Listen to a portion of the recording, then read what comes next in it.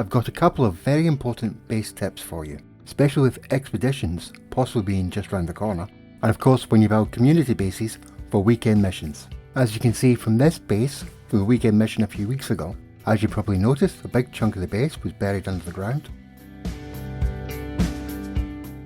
And if I just go over here for a second, I'll just jump on top of this base part. Where I'm scanning right now is the direction of his electrical or her electrical power source.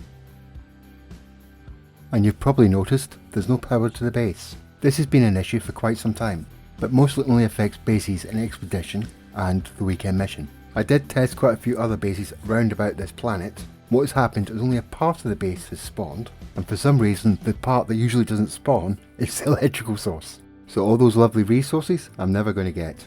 But there are two things you can do to mitigate this problem. When building a base, when you're selecting your power source, yes, the electromagnetic generator and the solar panels are quite important still, but when it comes to your community and expedition base, make sure you put down a battery and a biofuel reactor. That means when someone comes to visit a base, they can easily interact with the biofuel reactor,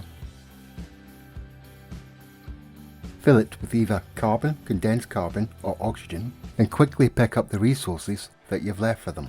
Another very important feature about building a community or expedition base is the raising it off the ground.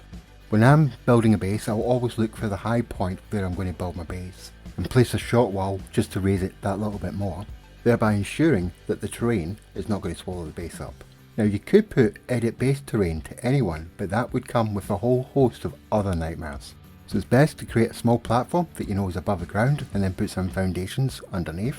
It's been a feature for quite some time that the terrain will be there for other players. So you might edit it out so someone who's not a multiplayer with you, the terrain will respawn. It's one of the core aspects of the game that the planets reset.